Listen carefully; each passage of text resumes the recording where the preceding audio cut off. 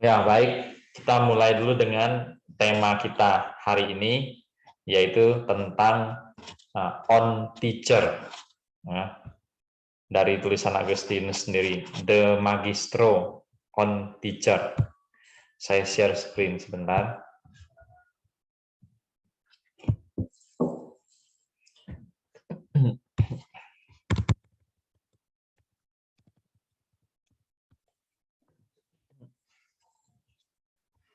Ya, jadi bukunya judulnya tentang guru, ya, on teacher, The Magistro, bahasa Latinnya. Kita lihat sedikit latar belakang dari buku ini. Ya. Jadi on teacher ditulis 387. Ya. Bahkan ada yang juga yang mengatakan 388. Nah, buku ini ditulis setelah dia dibaptis. Ya. Jadi bahkan dikatakan setelah dia pulang ke Afrika. Ya. Dari Eropa, dia pulang ke Afrika.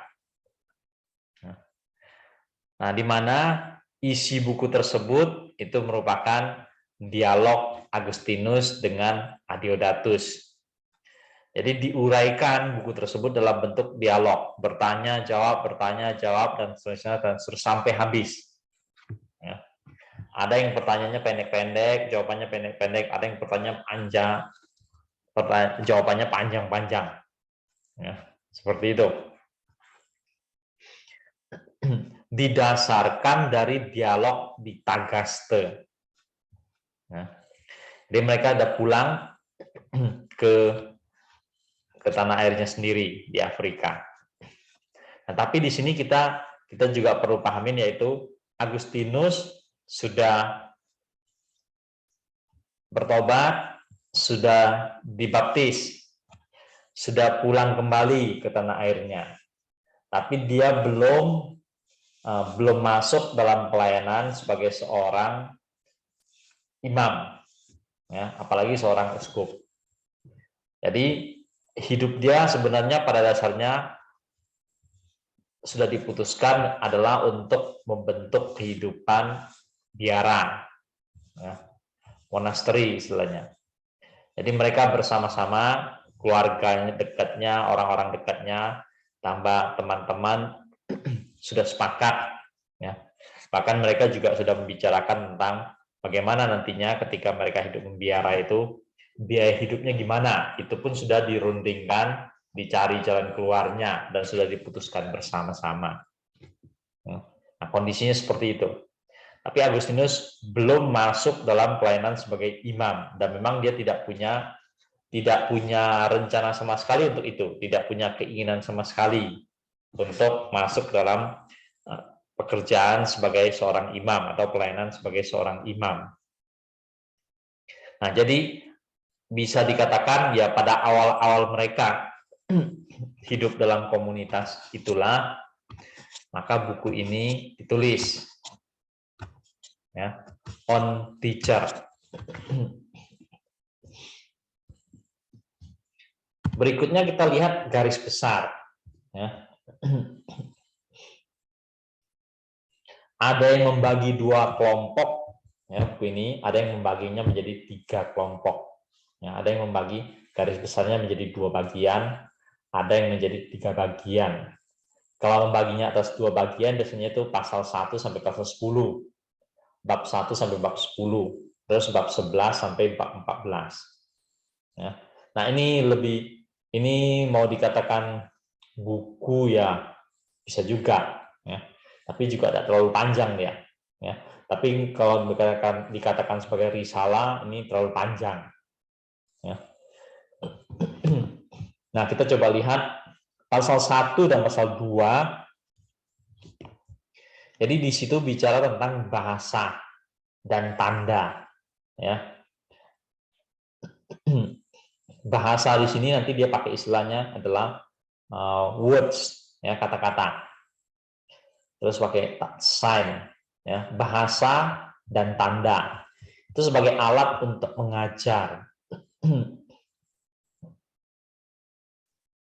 Jadi dalam kerangka buku tentang guru, ya, dia mulai dengan bahasa, diskusi dengan anaknya tentang bahasa, tentang tanda. Nah, dengan bahasa, dengan tanda itulah orang mengajar, ya, bisa mengajar dirinya sendiri ataupun mengajar orang lain, ya, mengajar orang lain dan mengajar diri sendiri. Terus pasal 3 sampai 10 atau bab 3 sampai bab 10, ya, itu bicara tentang apa yang dapat dipelajari dari seorang guru, ya, apa yang muridnya dapat pelajari dari seorang guru. Terus bab 11 sampai bab 14, epistemologi mengenai subjek dari kebenaran, ya, subjek dari kebenaran. Jadi apa itu kebenaran? Ya, bergerak nanti dari pengetahuan terus kepada kebenaran. Nah, dia banyak bicara tentang itu, knowledge, terus berakhir terus sampai mendekati pasal terakhirnya dari buku ini, maka dibicarakan tentang kebenaran. Nah, dari garis besar ini sekarang kita coba lihat pelan-pelan kepada isi, ya, isinya. Dari yang saya baca-baca, ya, kita coba lihat sedikit tentang isi dari on teacher. Ya. Jadi di sana dia mau bicara guru itu mengajar lewat berbicara. Ya. Nah, berbicara itu dengan bahasa dan dengan tanda. Ya, intinya kecilan.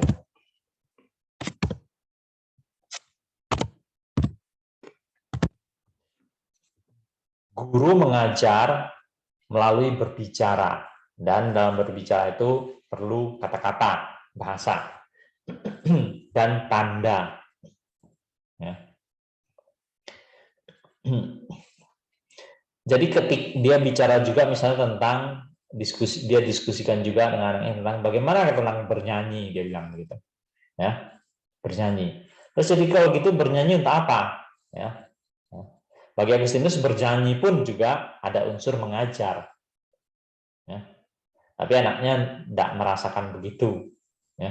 Maka kemudian Agustinus bagi dua. Ya, namanya bernyanyi itu bisa dibagi dua dalam unsur bernyanyi, yaitu musiknya sendiri, ya, atau iramanya, dan kata-katanya dan kalimatnya, ya. Kalau hanya iramanya doang, ya mungkin hanya sekedar untuk dinikmatin, ya, bernyanyi, menikmatin gitu. Ya. Tapi dalam bernyanyi tentu ada juga kalimat, kata-kata, ya, kecuali instrumental, ya. Tapi tidak, biasa bicara lagu, ya bicara lagu itu komplit, yaitu ada iramanya dan ada syairnya. Nah, dalam bernyanyi yaitu melalui kata-kata, melalui syair, ya, di situ juga sebenarnya dia mengatakan ada unsur mengajar, ya. Terus mengajar siapa? Orang bernyanyi sendiri, dia bilang, ya. Ya, mengajar diri sendiri, dia bilang, ya. Tidak mesti mengajar orang lain, ya. Melalui bernyanyi, ketika itu dilakukan seorang diri, ya mengajar diri sendiri. Bagaimana mengajar diri sendirinya, yaitu lewat kata-kata atau kalimat di dalam lagu tersebut. Nah, itu dia bicara seperti itu. Terus nanti, ini bagian agak akhir aja nanti. Ini poin ini justru agak belakangan.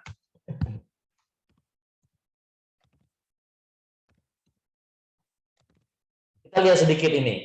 Ada dua ayat yang dia sebut-sebut yang ada kait, menurutnya ada kait mengait dengan guru. Ya, kita coba lihat sebentar.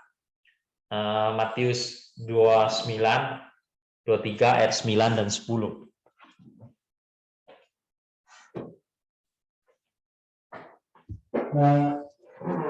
Matius 23 ayat 9 dan 10. Ya, satu orang coba tolong bacakan.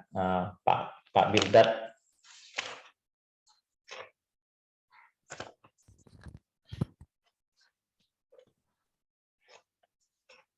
Matius 23 ayat 9 sampai 10. Dan janganlah kamu menyebut siapapun bapa di bumi, karena hanya satu Bapamu, yaitu Dia yang di surga. Ayat 10. Janganlah pula kamu disebut pemimpin, karena hanya satu pemimpin. Ya, yaitu Mesias. Yaitu Mesias. Saya lihat mulai ayat 7 aja, ya, mulai ayat 7. Coba. Mereka suka ayat 6 deh. Mereka suka duduk tempat terhormat dalam perjamuan dan di tempat terdepan dalam rumah ibadah. Mereka suka menerima penghormatan di pasar dan suka dipanggil rabi. Ya. Tetapi janganlah kamu disebut rabi, karena hanya satu rabimu, dan kamu semua adalah saudara. Ya. Tampaknya yang dia maksud itu adalah di ayat 8, ya, bukan di 9-10. Walaupun komentator dari tulisan Agustinus ini menyebutnya adalah pasal 23 ayat 9 dan 10. Tapi kalau kita baca-baca di sini nampaknya yang berkenaan dengan guru itu ya ayat 8, ya, yaitu rabi. Jadi janganlah kamu panggil rabi, karena hanya satu rabimu, ya, katakan begitu.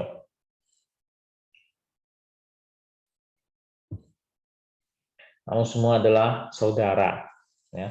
Nah, Agustinus mengangkat ayat ini. Nah, tampaknya di sini kalau dalam Matius 23 ini hanya satu rabimu, ya, nampaknya mengacu pada Yesus Kristus sendiri.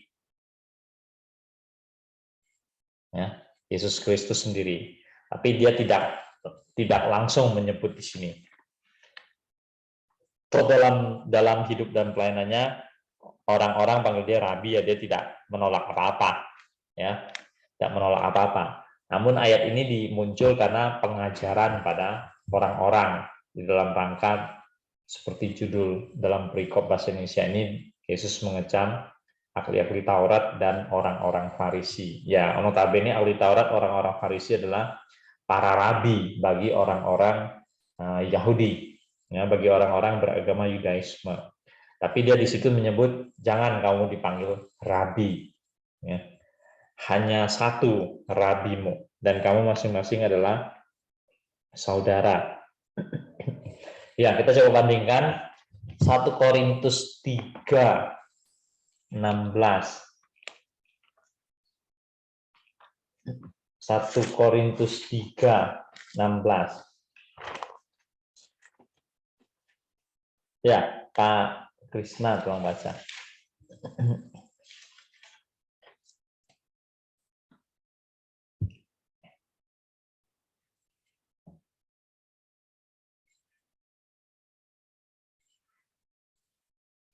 Ya, silakan.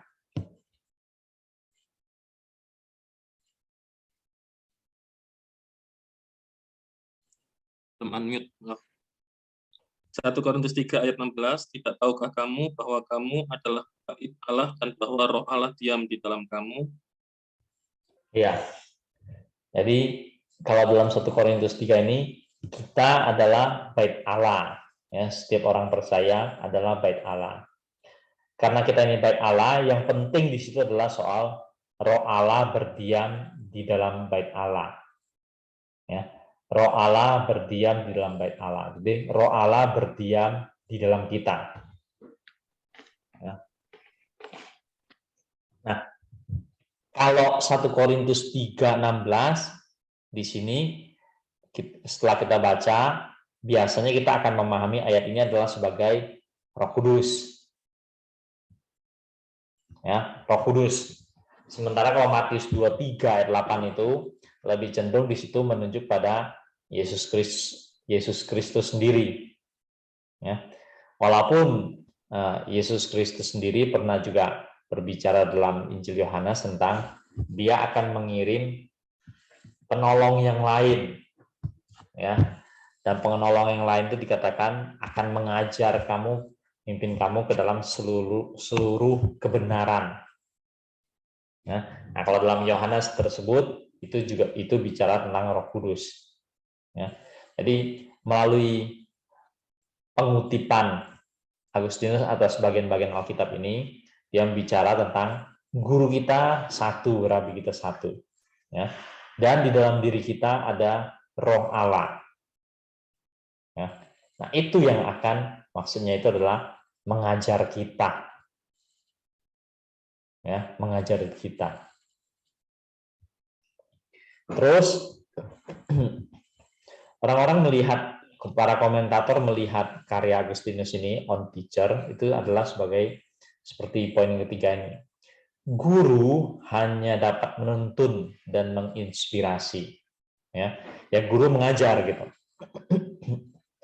Guru mengajar, ya, berbicara dan lain-lain, menyampaikan bahan dan lain-lain. Jadi guru dikatakan dapat menuntun dan menginspirasi. Ya, jadi perannya di situ, mengajar itu menuntun, menginspirasi.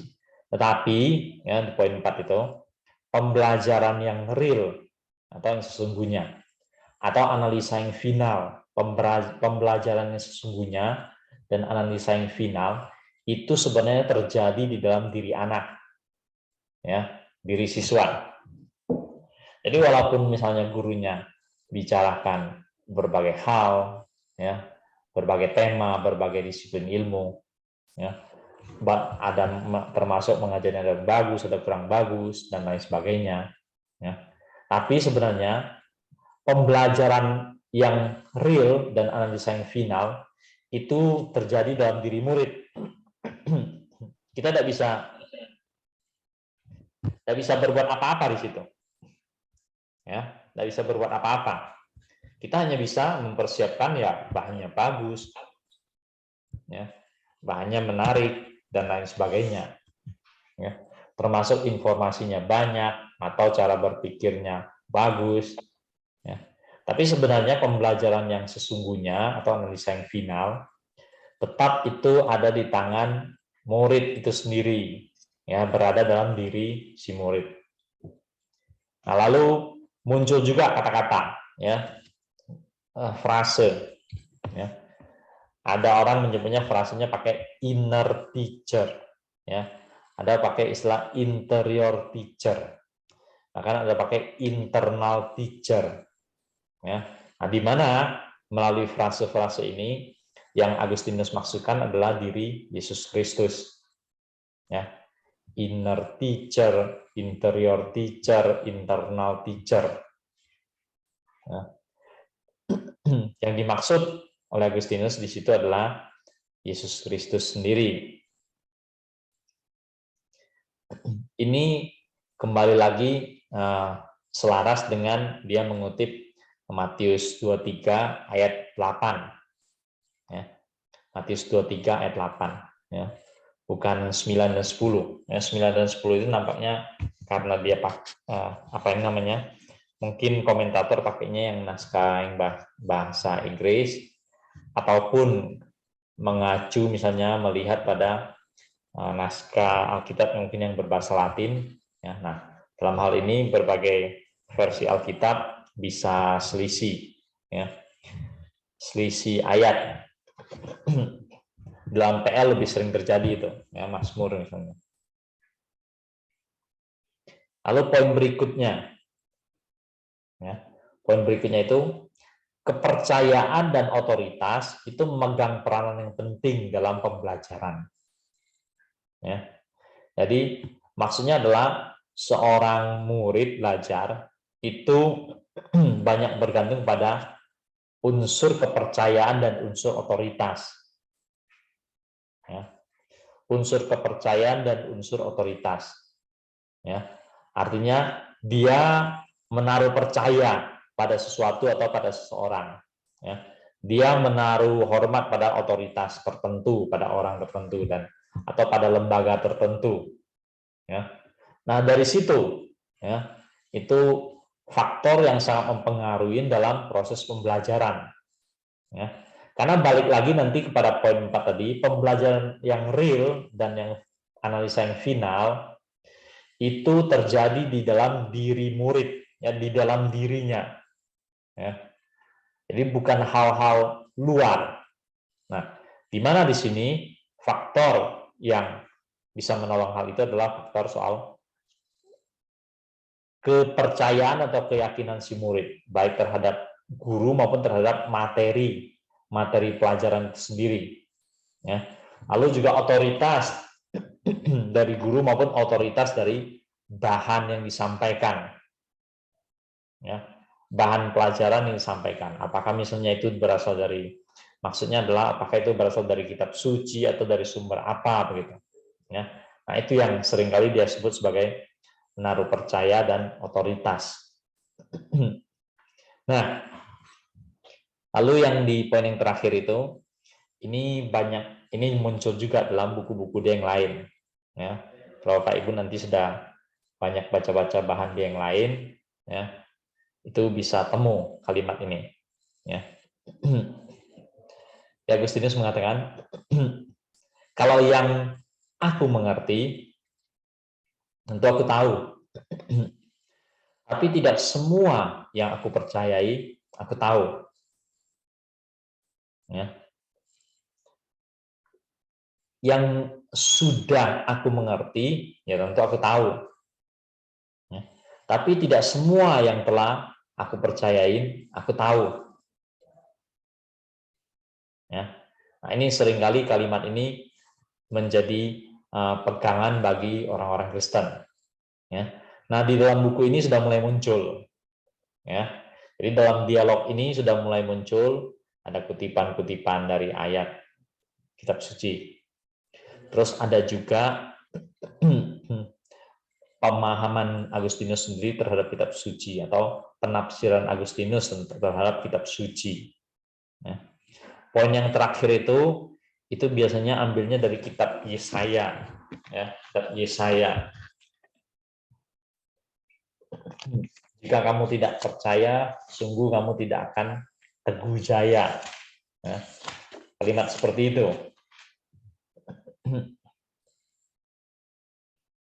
Yesaya 7 ayat 9b.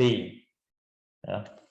Yesaya 7 ayat 9b bilangnya gini, jika kamu tidak percaya, sungguh kamu tidak teguh jaya. Ya. Jika kamu tidak percaya, sungguh kamu tidak teguh jaya. Ya. Nah, ayat ini seringkali dalam tulisan Agustinus yang lain, dia tafsirkan secara positif. Ya. Kalau ayat ini kan cenderung penyampaian dalam bentuk kalimat yang negatif. Ya. 7 ayat 9b ini berupa kalimat negatif, yaitu jika kamu tidak percaya, sungguh kamu tidak akan teguh jaya. Ya, tidak dan tidak pakai kalimat negatif. Tapi oleh Agustinus seringkali ayat ini terjemahkan menjadi positif. Ya, menjadi positif itu seperti apa? Ya, Agustinus berdasarkan pembacaan kitab sucinya dalam terjemahan bahasa Latin, ya, di mana ayat itu dipahami menjadi percayalah supaya kamu dapat mengerti. Ya, percayalah supaya kamu nantinya kiranya dapat mengerti. Ya, nah itu seringkali menjadi satu kalimat yang bagus dalam bahasa Latin, yaitu credo ut intelligam. Ya, percayalah supaya kamu dapat mengerti. Ya. Nah, ayat ini atau kesimpulan ini, kalimat yang bagus ini, itu sebenarnya adalah pemahaman Agustinus terhadap Yesaya 7 ayat 9a. Ya. Jika kamu tidak percaya, sungguh kamu tidak akan teguh jaya.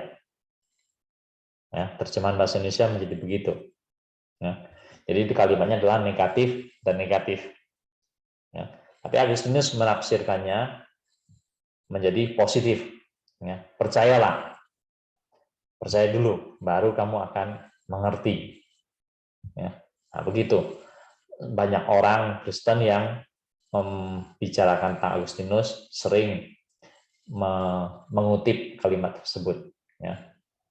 Credo ut intelligam. Oke, Bapak Ibu, saudara-saudara sekalian. Ya. Uraian tentang on teacher sampai sini. Silakan. Kalau ada yang mau didiskusikan. Atau Bapak Ibu juga sudah baca dan mau menambahkan, silakan.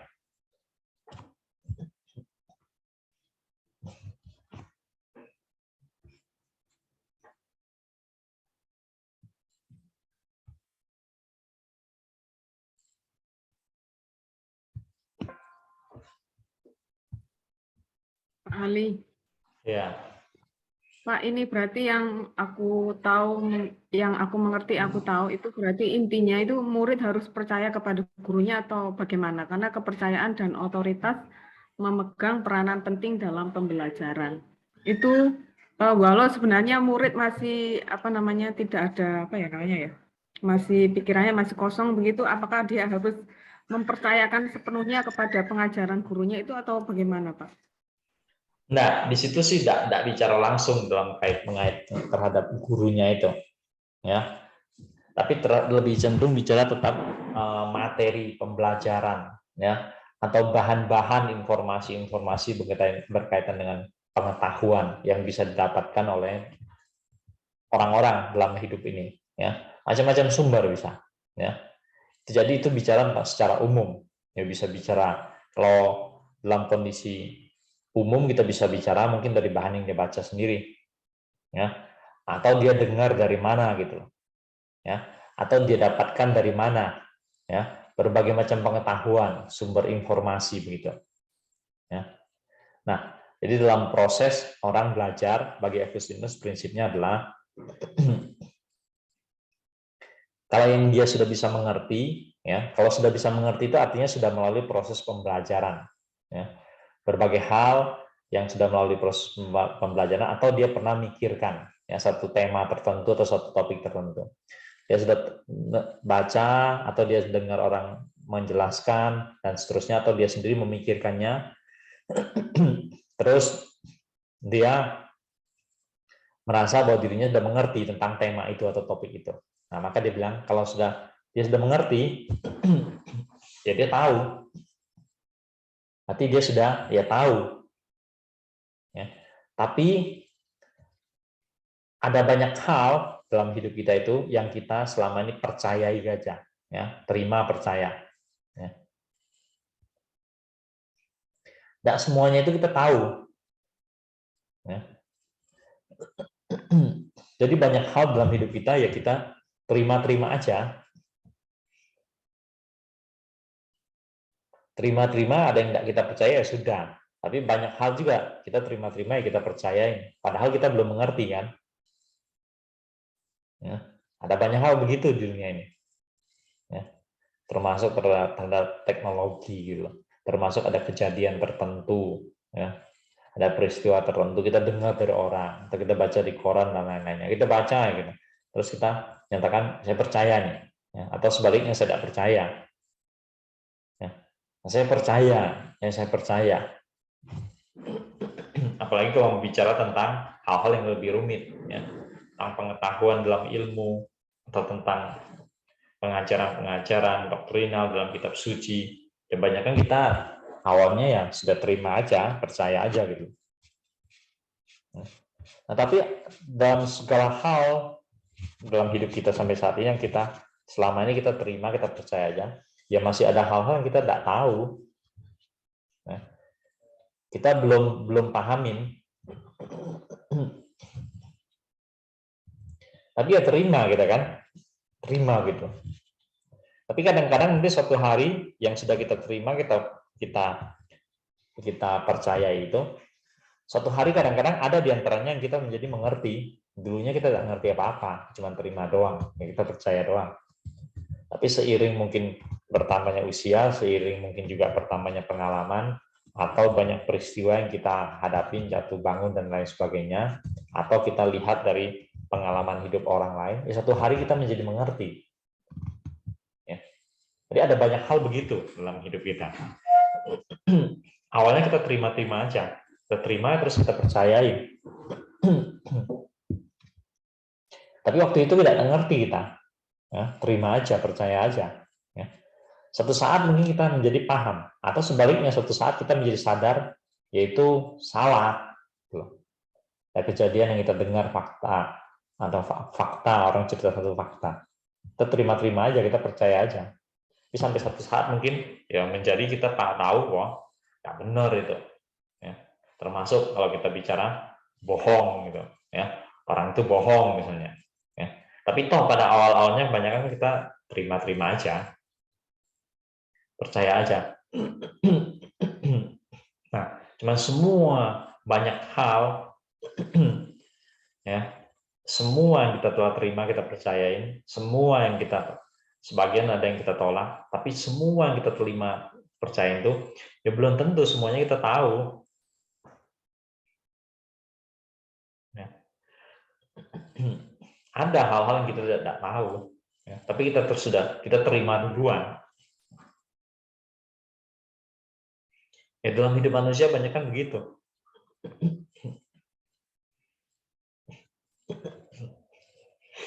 Termasuk kadang-kadang ya orang beli rumah, beli handphone, ya, termasuk barang-barang elektronik gitu. Ya, orang beli gitu. Ya banyak hal tak tahu dia tentang hal itu. Ya, tentang alat itu, tentang barang tersebut. Tapi dia percaya aja. Bukti dari percayanya yaitu dia berani beli. Ya. Padahal belakang hari mungkin nyesal dia. Ya. Tapi ya dalam hidup manusia begitu. Ya. Terima dulu banyak. Apalagi hal-hal kalau kita bicara hal-hal yang banyak berkaitan dengan yang abstrak, yang metafisika, yang rohani, yang berkaitan dengan pengajaran dalam agama, banyak kan kita terima dulu, kita percaya dulu. Pada waktu kita terima, kita percaya ya tidak ngerti, kita tidak tahu kita, ya. Tapi itulah kenyataannya. Nah, ternyata dalam bagian ini, dalam buku ini Agustinus juga menyinggung hal tersebut. Ya. Yang kalimat yang terakhir itu sering muncul dalam beberapa buku dia yang berbeda. Ya, ada namanya judulnya Useful of Beliefs. Ya. Termasuk juga kontra akademikos, ya, melawan akademik. Kegunaan kepercayaan, keyakinan, ya, dalam buku tersebut kalimat ini juga suka muncul.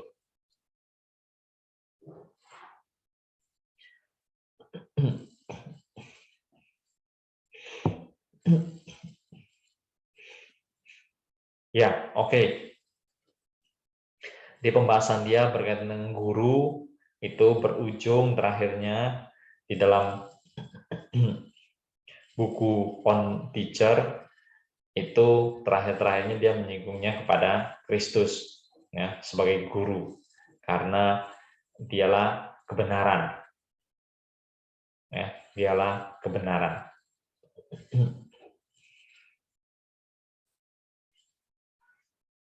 Oke, silakan. Pak Hali. Ya.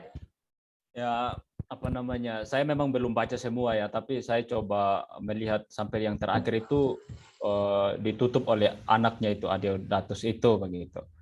Nah, saya coba mencari juga Adeodatus itu meninggalnya itu umur 16 kira-kira yang informasi yang saya dapat gitu. Nah, sedangkan pembicaraan mereka dalam diskusi ini tuh begitu berat sekali begitu. Tetapi di ujung pembicaraan itu yang ditutup oleh anaknya Adeodatus itu kesimpulannya sangat bagus begitu. Dia berterima kasih sama Agustinus, lalu kemudian juga dia percaya bahwa guru yang sejati itu adalah Tuhan Yesus sendiri begitu. Nah, kira-kira Pak Adeodatus itu umur berapa sih diskusi sama Agustinus kalau yang menurut Bapak dapatkan dari informasi yang mungkin yang saya belum dapatkan juga begitu. Ya, Bapak Ibu saudara-saudara ada yang baca tentang hal ini? Tentang anaknya.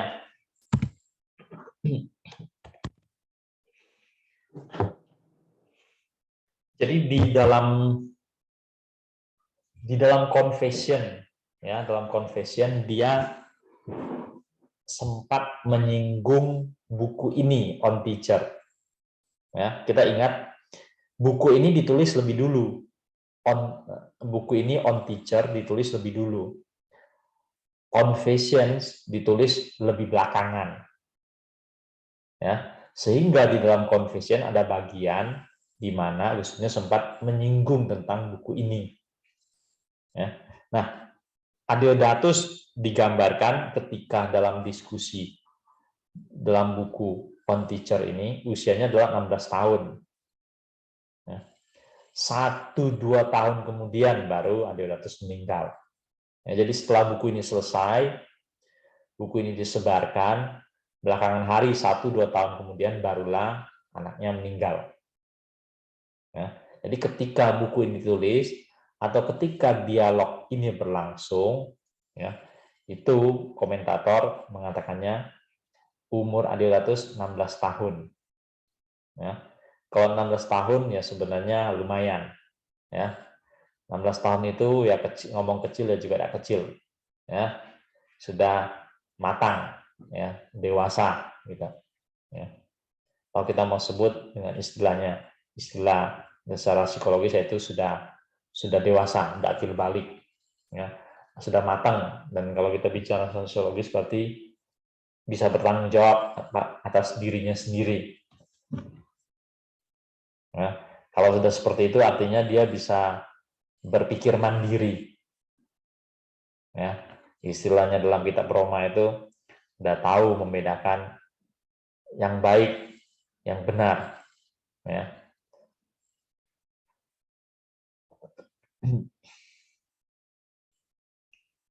Oke, begitu.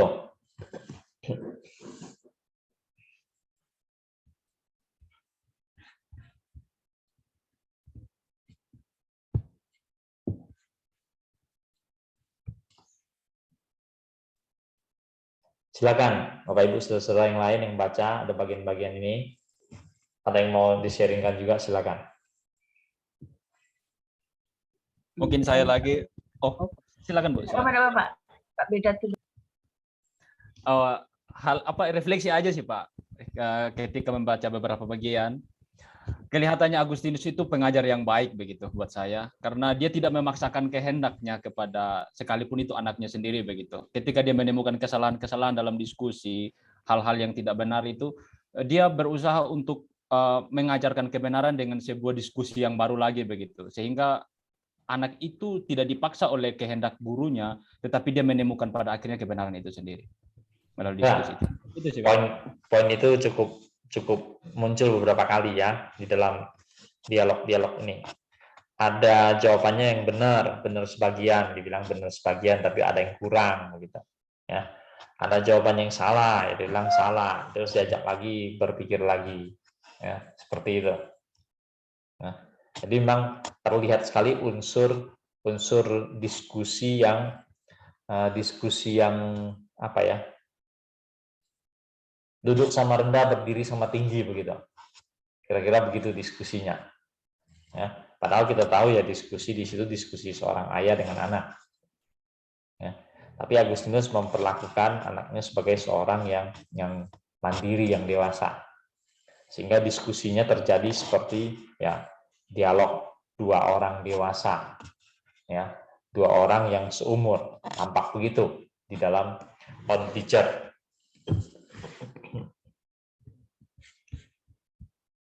Ya, silakan.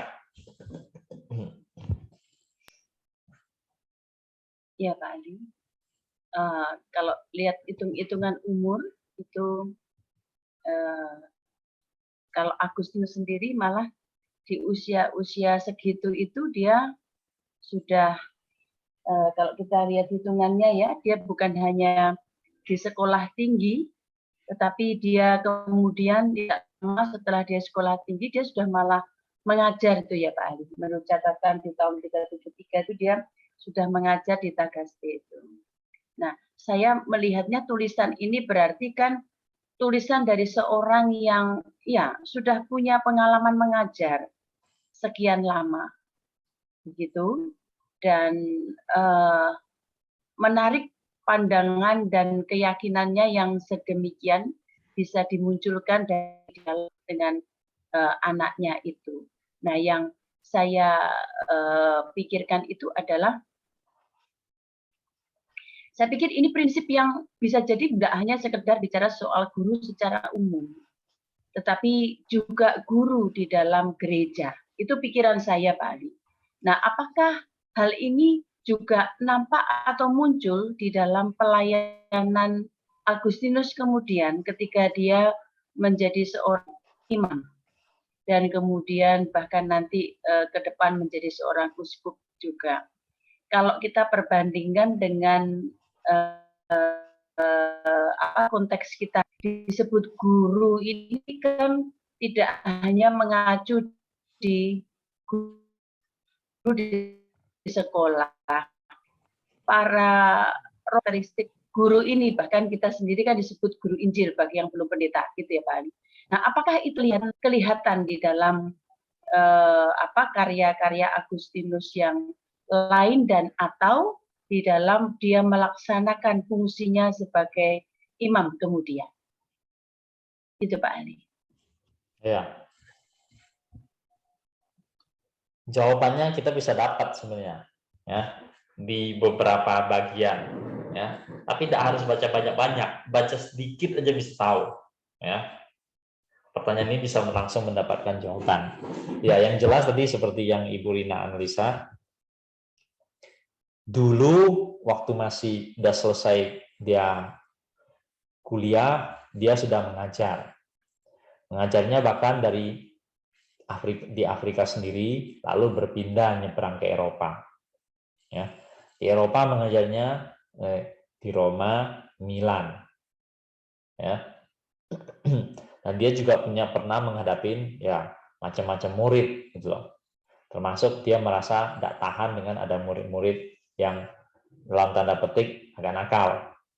Ya, nah, dia pernah menyinggung hal itu.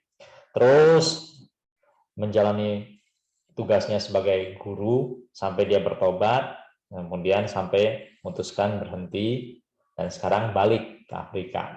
Ya, baru dia menulis On Teacher, ya, dialog ini. Nah, dalam hal dia mengajar ini, ya, bagaimana nantinya ketika dia sudah tidak bisa lagi hanya membatasi diri sebagai hidup dalam membiara, tapi mau tidak mau dia akhirnya menerima tanggung jawab sebagai imam, ya, dan lebih jauh lagi nanti sebagai uskup. Kalau uskup lebih banyak bicara keorganisasian, ya. Kalau imam kita bicara banyak pengembalaan, mengembalakan satu jemaat lokal tertentu. Jadi untuk mengetahui secara real jawaban ini mudah, ya. Bapak Ibu ambil saja salah satu sermon, ya. Jadi ada kumpulan sermonnya Agustinus, nomor 1 sampai nomor sekian gitu loh. Ambil satu aja baca. Ya. Nanti di situ bisa tahu cara berpikirnya gimana. Begitu juga dengan kumpulan surat, ya, epistula. Ada banyak diberi nomor gitu, nomor 1 sampai nomor sekian gitu.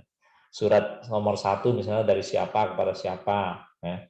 Surat nomor 2 dari siapa kepada siapa, itu ada koleksinya, ya. Bahkan dibuat daftarnya di dalam ensiklopedia, ya, Agustin Trodius itu. Begitu juga tentang khotbah itu, ya, sermon itu. Sermon itu juga sudah diberi nomor, ya.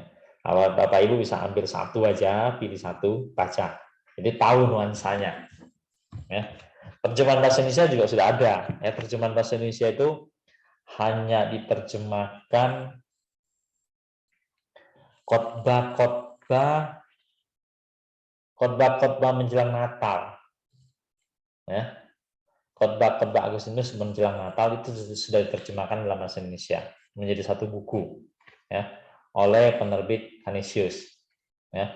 Bukunya paling-paling tebalnya itu sepertiganya pengakuan-pengakuan, ya. Bukunya itu sepertiganya pengakuan-pengakuan. Saya pernah baca sebagian kok itu, ya. Dulu tidak tahu saya, entah saya pinjam dengan orang atau saya punya sendiri bukunya, saya sudah lupa, ya. Jadi ada buku itu sudah diterjemahkan. Tapi itu hanya sebagian kecil dari khotbah-khotbah Agustinus, yaitu dipilih hanya yang berkaitan dengan Natal. Ya, sementara khotbah Agustinus khotbah ada sepanjang tahun, ya, sepanjang tahun. Ya, Bapak Ibu bisa cari itu, ya.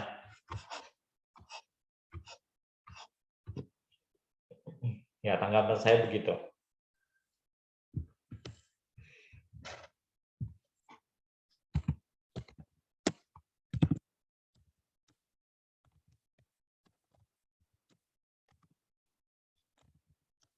Kalau kita bicara dari segi homiletik,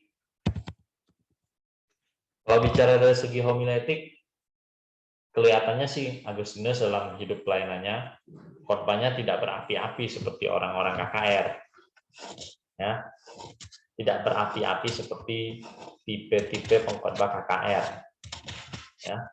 Tapi juga khotbahnya tampaknya juga tidak monoton, ya. Kenapa bisa dikatakan tidak monoton? Karena dia orang yang belajar retorika, ya. Retorika itu sederhananya adalah ilmu pidato, ya. Kalau pidato itu orang juga harus belajar, ya. Sama dengan homiletika, orang belajar. Pidato itu orang belajar, ya, supaya pidatonya tidak membosankan, ya. Jadi dia menguasai ilmu pidato. Karena dia menguasai ilmu pidato, hampir bisa kita pastikan bahwa khotbah Agustinus juga tidak membosankan, ya. Tapi tidak ada petunjuk bahwa Agustinus khotbahnya berapi-api, ya, seperti tipe pengkhotbah KKR. Tidak ada petunjuk untuk itu.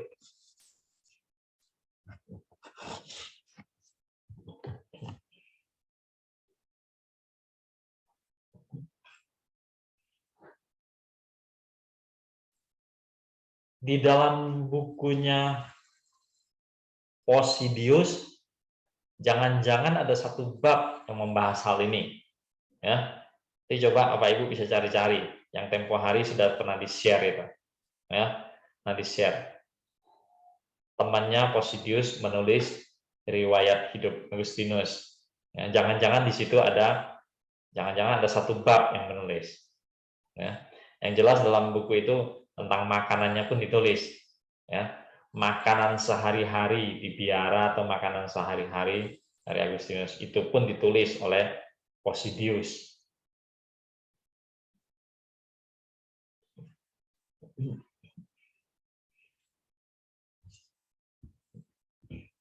Oke, ya silakan kalau ada lagi.